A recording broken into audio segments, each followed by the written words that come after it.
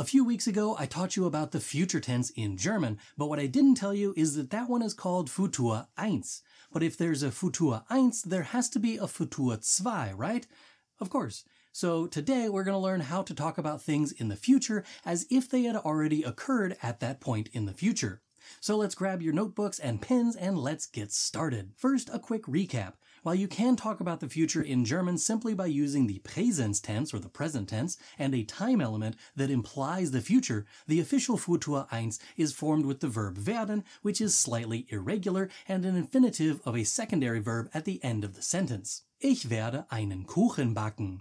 I will bake a cake. When we talk about the past in German, we usually use the perfect tense for this. This requires a form of haben or sein in the conjugated verb spot and a past participle at the end of the sentence or clause. Ich bin in die Küche gegangen. I went into the kitchen. Ich habe einen Kuchen gebacken. I baked a cake. When we combine these tenses, we get the Futur zwei. In English, we call it the future perfect because it combines elements of the English perfect tenses and the future tense. In order to do this in German, we conjugate werden, as we did in the Futur eins, but we put the past participle of the other verb and the infinitive of either haben or sein at the end of the sentence or clause. For example, Ich werde in die Küche gegangen sein. I will have gone into the kitchen. Ich werde einen Kuchen gebacken haben. I will have baked a cake. Since this tense is really just a mashup or a remix of the Futur eins and the perfect tenses, if you already know those tenses, you don't need to learn anything new for this particular tense. Verbs that use haben in the perfect tense use haben in the Futur zwei. The same is true of verbs that use sein in the perfect tense, they use sein in the Futur zwei. Let's take a trip into the future and see some more examples. In 10 Jahren werde ich viel mehr schlafen. Die Präsidentenwahlen werden nicht so umstritten sein, denn die Amerikaner werden wieder mit ihren Nachbarn gesprochen haben. Sie werden herausgefunden haben, dass wir nicht so fremd voneinander sind, als wir gedacht haben. Bis dahin wird sich die Welt stark verändert haben. Viele Länder werden sich auf gemeinsame Ziele geeignet haben und sie werden globale Krisen hoffentlich unter Kontrolle gebracht haben.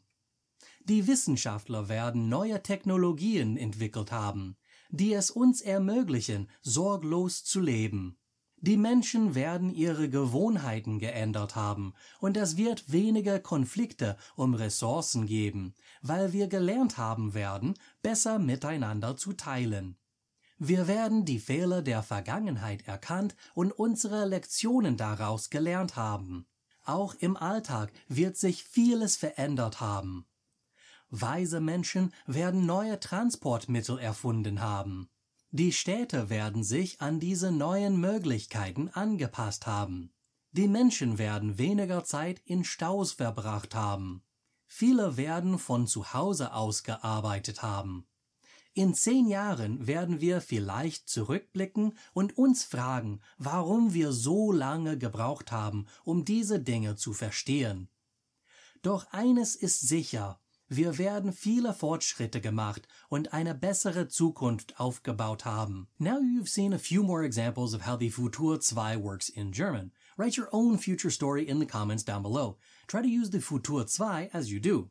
I look forward to reading your visions of the future. If you want to go and find out more about the Futur eins, you can click the link over here. If you want to learn about the Konjunktiv zwei, there's a link over here for that one. And if you want to learn German directly with me via my Deutschlerner Club, you can click over here for that.